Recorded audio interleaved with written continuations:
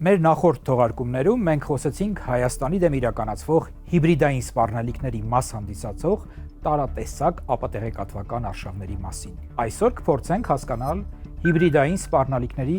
ևս երկու կարևոր բաղադրիչ՝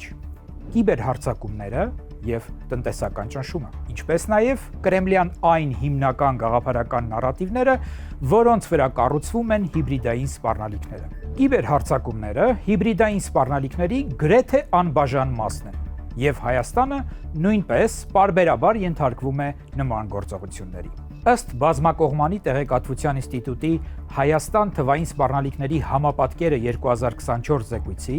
որը հրապարակվել է 2025 թվականին, Հայաստանում կիբերհարձակումների թիրախ են դարձել ինչպես պետական կառույցները, այնպես էլ լրատվամիջոցները եւ քաղաքացիական հասարակության կազմակերպությունները։ Զեկույցում առանձնացվում են մի շարք հիմնական սպառնալիքներ՝ ֆիշինգ հարձակումներ, DDoS հարձակումներ, կայքերի կոտրում, հեռակառավարվող վնասակար ծրագրեր, վարձու լրտեսող ծրագրեր եւ այսպես կոչված ինսայդերական սպառնալիքներ։ Այս գործողությունները կարող են ունենալ տարբեր նպատակներ՝ տեղեկատվություն գողանալ, պետական համակարգերի աշխատանքը խափանել կամ քաղաքական ազդեցություն գործադրել։ Զեկույցում նշվում է նաև, որ Հայաստանի դեմ իրականացված որոշ կիբերհարձակումներ կապվում են Ռուսաստանի հետ ասոցացվող հակերային խմբերի հետ։ Օրինակ, նշվում է APT28-ը, որը միջազգային փորձագիտական շրջանակներում հայտնի է նաև որպես Fancy Bear եւ հաճախ կապվում է Ռուսաստանի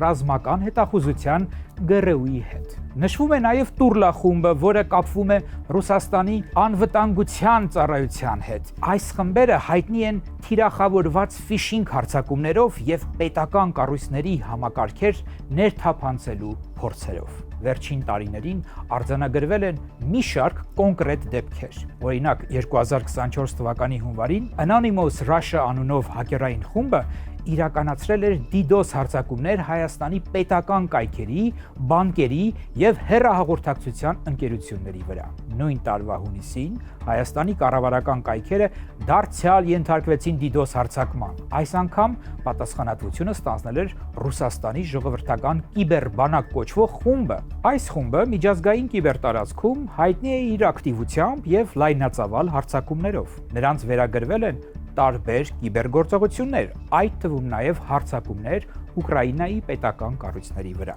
Ուշագրավ է, որ Հայաստանի դեմ իրականացված հարձակումների դեպքում խումբը բավական բաց կերպով էր հայտարարել գործողությունների մասին։ Ավելին, իրենց հայտարարություններում նրանք օգտագործում էին այնպիսի ձևակերպումներ եւ հիմնավորումներ, որոնք ամբողջությամբ համընկնում էին Կրեմլի որոշ քարոզչական նարատիվների հետ։ Նրանք նույնիսկ հայտարարել էին, որ աջակցում են Հայաստանում այդ ժամանակ ընթացող ընդդիմադիր շարժմանը, նշելով, թե նման խնդրանք են ստացել Կրասնոդարի հայ համայնքից։ Այսպիսի դեպքերը ցույց են տալիս, թե ինչպես կարող են կիբերհարձակումները եւ տեղեկատվական պրոպագանդիստական նարատիվները փոխկապակցված լինել։ Հիբրիդային ազդեցության մեկ այլ կարևոր բաղադրիչ է տնտեսական ճնշումը կամ տնտեսական շանտաժը։ Հայաստանի դեպքում նման օրինակներից մեկը կապված է ռուսական Ռոսսելխոզնադզոր ծառայության հայտարարությունների հետ, որոնք պարբերաբար վերաբերում են Հայաստանից արտահանվող գյուղմթերքի որակի խնդիրներին։ Նման հայտարարությունները հաճախ ժամանակային առումով համընկնում են Հայաստանի շուրջ տեղեկատվական կամ քաղաքական լարվածության փուլերի հետ, ինչը փորձագիտական շրջանակներում հաճախ քննարկվում է որպես հնարավոր տնտեսական ճնշման գործիք։ Տնտեսական ազդեցության մեկ այլ օրինակ է Լարսի անցագետը, որը Հայաստանի արտաքին առևտրի կարևորագույն ճանապարհներից մեկն է։ Հայաստանում հաճախ քննարկվում է այն հարցը, թե արդյոք այս անցագետի աշխատանքի խափանումները միշտ ունեն միայն տեխնիկական կամ եղանակային պատճառներ, թե երբեմն կարող են ունենալ նաև քաղաքական ենթատեքստ։ Էներգետիկ ոլորտում ևս առկա են ազդեցության կարևոր լծակներ։ Հայաստանը մեծապես կախված է Ռուսաստանից ներկրվող բնական գազից եւ այս հանգամանքը հաճախ օգտագործվում է նաեւ քաղաքական դիսկուրսում։ Ռուսաստանի պաշտոնյաները բազմիցս հայտարարել են, որ Հայաստանի տնտեսությունը մեծապես կապված է Ռուսաստանի հետ։ Օրինակ, նման հայտարարություններից մեկում նշվում էր, որ Հայաստանի ամենամեծ սփյուռքը Ռուսաստանում է,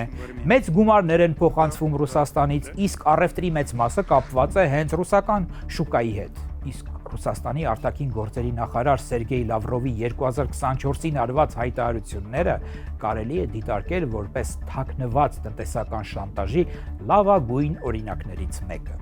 Լավրովը մասնավորապես նշել է. «Գազպրոմ Հայաստանը 1000 խորանարդ մետրի դիմաց $177 բնական գազ է մատակարարում։ Արևմուտքում 2-3 անգամ ավելի են վճարում։ Եթե ցանկանում են Հայաստանն իրենց գազով ջեռուցել, չգիտեմ, թե դա ինչպես կլինի։ Եթե նրանք, ինչպես ամերիկացիներն են ցանկանում, փակեն ատոմակայանն ու այն փոխարինեն իրենց փոքր մոդուլային ռեակտորներով, Հարավ-Կովկասյան երկաթուղին այս տարիների ընթացքում ուղևորափոխադրումների ենթակառուցվածքային ներդրումների համար արտոնյալ գներ է սահմանել։ Զանգեզուրի պղնձամոլիբդենային գործարանը հանրապետության բյուջեի հիմնական ներդրողն է։ Հետևաբար նրանք, ովքեր փորձում են Ռուսաստանի Դաշնության եւ ԵԱՏՄ կողմից փոքրիկ Հայաստանի շահագործման պատկեր ստեղծել, պետք է դրա մասին մտածել։ Այսպիսի ձևակերպումները հաճախ ներկայացվում են որպես փաստարկ այն գաղափարի օգտին, որ Հայաստանին այլընտրանքային տնտեսական ուղղություններ զարգացնելը իբր վտանգավոր կամ անհնար է։ Եթե փորձենք ընդհանուր պատկերացնել Հայաստանի դեմ կիրառվող հիբրիդային հարձակումների գաղափարական հիմքը,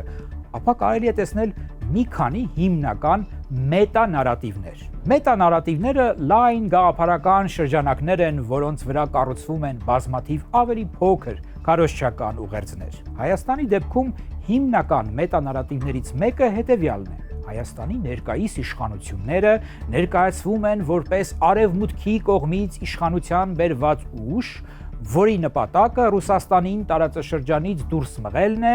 եւ Հայաստանը արևմտյան աշխարհաքաղաքական նախագծերի հենակետ դարձնելը։ Այս նարատիվի շրջանակում հաճախ պնդվում է նաեւ, թե իշխանությունները քայքայում են հայկական ինքնությունը,